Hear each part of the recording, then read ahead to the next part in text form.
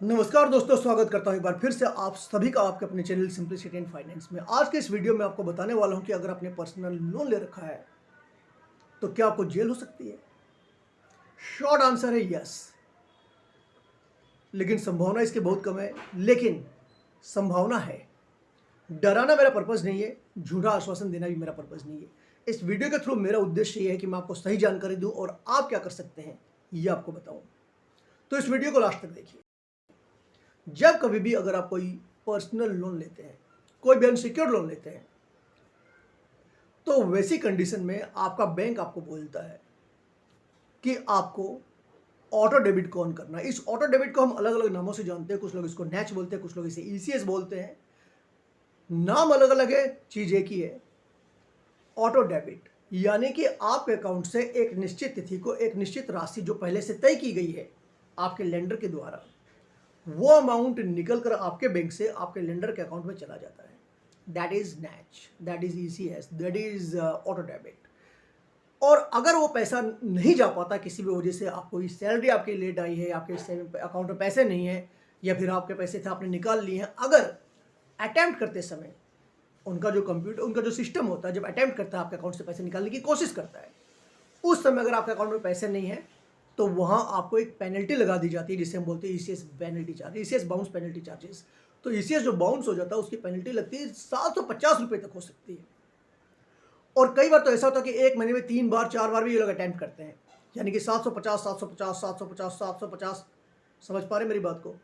इतनी अधिक पेनल्टी हर महीने आपकी लगनी शुरू हो जाती है अगर हर महीने आपके अकाउंट में पैसे नहीं होते हैं तो। और इसके बाद आप ये सोचते हैं कि अब मैं इसका क्या करूं, उधर से तो इंटरेस्ट लगा ही रहा है, इधर से ये पेनल्टी लग रही है, और आप ऐसे दुष्चक्र में फंस जाते हैं कि आप सोचते हैं मैं क्या करूं, और आपको लगता है कि अब मैंने ये जो पैसा लिया था मैं नहीं चुका पाऊंगा, और आपको बिल्कुल समझ में नहीं आता। On the top of that आपके पास जो कांस्टेंट कॉल्स आती रहती है, नॉन स्टॉप कॉल्स आती रहती है, परेशान करते रहते हैं, डराते रहते हैं, धमकाते रहते हैं, घर पर लीगल नोटिस आती है, बहुत सारी चीज़ें होती हैं। लेकिन इन सब में सबसे ज़्यादा खतरनाक क्या है, ये अगर आपकी ईसीएस बाउंस हो गया है 3 बार, 3 बार अगर आपका ईसीएस बाउंस हो चुका है तो आपके अकाउंट को ये एनपीए डिक्लेयर कर सकते हैं। एनपीए होता क्या है? Non performing assets. इसके ऊपर मैंने वीडियोस बना रखे हैं, अगर आपको ज़्यादा जानकारी चाहिए कि ये क्या होता है, कैसे काम करता है, तो आप वो देख सकते हैं। लेकिन ईसीएस बाउंस अगर 3 महीने तक लगातार आपका हो जाए तो 90 डेज के बाद ये आपके अकाउंट को एनपीए डिक्लेयर करते हैं, और एनपीए डिक्लेयर करने के बाद इनके पास एक राइट आ जाता है कि वो आपके ऊपर केस कर सकते हैं अंडर सेक्शन 25। अगर ये केस आपके ऊपर कर देते हैं तो आपके पास एक सम्मन आता है। सम्मन यानी एक नोटिस आता है। सम्मन यानी एक notice from the court. Court से आपके पास एक नोटिस आता है, एक सम्मन आता है, और उस सम्मन में आपको बुलाया जाता है कि आपको कोर्ट में इस तारीख को हाजिर होना है। लेकिन दुख की बात यह है कि ये जो केस करते हैं ये आपके सिटी में नहीं करते, आपके सिटी से कई 100 किलोमीटर दूर करते हैं। एक उदाहरण के तौर पर, बैंगलोर में अगर आप रहते हैं तो केस करेंगे कोलकाता में, मुंबई में रहते हैं तो केस करेंगे अहमदाबाद में, दिल्ली में रहते हैं तो करेंगे मुंबई में। एक तो आपके पास पैसे हैं नहीं, केस ऊपर से इतनी दूर, आने का खर्चा, जाने का खर्चा, और रहने का खर्चा, वकील का खर्चा, और सबसे बड़ी बात दोस्त ये है कि अगर आपके ऊपर केस हो गया है तो आपको बेल भी लेनी होती है, उसका खर्चा। पैसे आपके पास है नहीं, केस कर देते हैं, और आप सोचते हैं कि मैं क्या करूं। तो उपाय क्या है? उपाय यह है कि अगर आपके पास पैसे हैं तो आप इनके पैसे दे दीजिए, इससे ज़्यादा कारगर उपाय हो नहीं सकता। और अगर आपके पास पैसे नहीं हैं तो क्या क्या आप कर सकते हैं? आप अपने लेंडर को प्रोएक्टिवली अप्रोच कीजिए और आप उन्हें ये बोलिए कि मेरे इस लोन को आप रिस्ट्रक्चर कर दीजिए, जहां ईएमआई थोड़ी छोटी हो जाए जिससे कि आप उसको पे कर सकें, और जो पीरियड है जिसमें आपको पेमेंट करना है वो थोड़ा लंबा हो जाए। जैसे आपने 3 साल का अगर कोई लोन ले रखा है तो आप उसे 5 साल करवा सकते हैं। और इसके लिए बैंक या एनबीएफसी कंपनी जल्दी सहमत होती नहीं है। एक लंबे समय के बाद, अगर लंबे समय तक आपने पेमेंट नहीं किया है तो ही वो सहमत हो सकते हैं। सहमत हो सकते हैं, कर भी सकते हैं, लेकिन करना नहीं चाहते क्योंकि नीच होते हैं। ये नीच होते इसलिए करना नहीं चाहते, ये नीच होते हैं, और यही वजह है कि वो केस भी आपके ऊपर कई 100 किलोमीटर दूर करते हैं। आपके सिटी में भी कर ही सकते थे ना, लेकिन वो जानते हैं कि दूसरी सिटी में करेंगे तो ये पहुंच नहीं पाएगा तो हम वारंट इशू करवा देंगे, वारंट इशू करवा देंगे तो अरेस्ट करवा देंगे। तो कहने का मेरा मतलब ये है कि अगर अरेस्ट करवाते हैं तो फिर भी आपको बेल लेनी पड़ेगी, जिसमें और अधिक खर्चा। तो ये सारी समस्याएं होती है, और अगर सज़ा मिल जाती है तो मिनिमम 14 डेज, मैक्सिमम 2 ईयर्स भी हो सकता है। और अगर आपने कोई चेक दे रखा, ब्लैंक चेक, चेक आप 2 तरीके से देते हैं। एक तो होता है कैंसिल चेक, जिसमें ये सिर्फ आपके नो योर कस्टमर वाली वेरिफिकेशन के लिए होता है। वो अगर आपने दे रखा तो आपको चिंता करने की ज़रूरत नहीं है।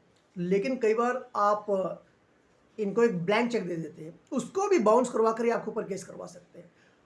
तो ECS bounce and cheque bounce का आपके ऊपर केस बनता है। एक बनता है सेक्शन 25 में, एक बनता है सेक्शन 138 में, और दोनों में ही सजा का प्रावधान है, दोनों में आपको बेल लेनी होती है। इसलिए कह रहा हूं कि अगर आपके पास पैसे हैं तो आप इनके पैसे दे दीजिए, नहीं अगर है तो आप इनसे रिस्ट्रक्चरिंग की बात कर लीजिए अगर आपको लगता है तो। और अगर फिर भी नहीं होता है तो आपके पास एक बहुत ही बढ़िया उपाय है। ये आपको 6-7 महीने के बाद सेटलमेंट ऑफर करना शुरू करते हैं केस करने से पहले। केस इतनी जल्दी करते नहीं है, नहीं करेंगे ऐसा नहीं है। बहुत सारे लोगों के ऊपर केस हुआ, मैंने देखा हुआ है, उनकी बेल भी करवाई हुई है। तो ऐसा वो कर सकते हैं, लेकिन इतनी जल्दी नहीं करते हैं। लेकिन पता नहीं किसके ऊपर करेंगे और किसके ऊपर नहीं करेंगे। तो अगर आपके पास पैसे नहीं है तो आप इनका सेटलमेंट करवा लीजिए। सेटलमेंट लगभग 6-7-8 महीने के बाद वो आपको ऑफर करना शुरू कर देते हैं। लेकिन अगर आपको सेटलमेंट में अच्छा खासा डिस्काउंट चाहिए, 70% डिस्काउंट चाहिए, 80% डिस्काउंट चाहिए, तो इसके लिए आपको लगभग 1.5 साल तक उनको इंतजार करवाना पड़ता है। यानी कि आपको अगर 1.5 साल तक पैसे उनको नहीं दिए तो वैसी स्थिति में देखते हैं कि बहुत लंबा समय हो गया है, चलो रे यार इनका सेटलमेंट कर देते हैं, 30% में कर देते हैं या 20% में कर देते हैं। तो आपको करना क्या है, आज की डेट में अगर आप पेमेंट नहीं कर पा रहे हैं तो अब आपको हर महीने पैसे बचाने हैं। जैसे 1 लाख रुपए का अगर आपका लोन है और आपने मेंटल एक कैलकुलेशन कर लिया कि 30,000 रुपये में सेटलमेंट करवाना चाहता हूं, तो आपको चाहिए 30,000 रुपये, और ये 30,000 रुपये आपको 1.5 साल के बाद सेटलमेंट करवाना है। तो हर महीने उस 30,000 को आप जितने महीने आपके हैं 1.5 साल में कितने महीने होते हैं, 12 और 6 18 महीने होते हैं। तो 30,000 को आप 18 से डिवाइड कर लीजिए, और जो अमाउंट आता है इतना अमाउंट आपको हर महीने बचाना है। जब 1.5 साल हो जाए तो वो पैसा आपके पास आ गया, आप सेटलमेंट करवा लीजिए। सेटलमेंट जब करवा लेंगे तो नहीं कोई केस होने वाला। अगर कोई केस हो भी गया है मान लीजिए, तो वो भी वो विड्रॉ कर लेते हैं। तो ये आपके पास एक अचूक हथियार है जिसे आप चला सकते हैं और अपने लोन से मुक्त हो सकते हैं। दोस्तों, लोन बहुत बुरी चीज़ है, कभी भी आप लीजिए मत। एक लोन को चुकाने के लिए दूसरा लोन, या एक लोन को चुकाने के लिए क्रेडिट कार्ड को यूज़ में ले लिया, या किसी दोस्त से उधार मांग लिया, चाहे दोस्त हो, चाहे बैंक हो, चाहे एनबीएफसी कंपनी हो, चाहे कोई भी हो, लोन आपको लेना ही नहीं है। और लोन के चक्कर में अगर फंसते हुए तो लोन लेना ही नहीं है फिर इसके बाद। उम्मीद करते हो जानकारी आपको पसंद आई होगी। इसके अलावा अगर आपके ऊपर कोई केस हो गया है या होने वाला है, या कोई नोटिस आया है, कोई आर्बिट्रेशन का नोटिस आया है, सेक्शन 25 का आया है, 138 का आया है, केस हो गया है या होने वाला है, आपको ऐसा लगता है कि आपको किसी भी तरीके की 1-on-1 कंसल्टेशन चाहिए, तो आपको मेरी स्क्रीन के ऊपर मेरा व्हाट्सअप नंबर दिख रहा होगा, जो कि एक पेड सर्विस है। आपको हाई लिखकर भेजना है, उसके बाद आपके पास एक ऑटोमेटिक मैसेज आएगा, और अगर आप उन स्टेप्स को फॉलो करते हैं, will get connected on the call very soon, very quickly, with in few minutes only. इसके अलावा मेरी वीडियोज़ में मैंने बहुत सारी जानकारी दे रखी है, तो आप मेरी वीडियोज़ को भी देखते रहिए। जो लोग पहली बार मेरे चैनल पर आए हैं, मैं उनको बता दूं किस तरह की वीडियोज़ में बनाता रहता हूं। तो आपको करना क्या है, मेरे चैनल को सब्सक्राइब करना है और बेल बटन पर क्लिक करना है। इससे जब कभी भी मैं कोई नया वीडियो पोस्ट करूँगा तो उसकी नोटिफिकेशन आपके पास सबसे पहले आ जाएगी। चलिए, मिलता हूँ आपसे जल्दी अपने अगले वीडियो में। तब तक के लिए अपने भाई, अपने दोस्त को आज्ञा दीजिए। नमस्कार।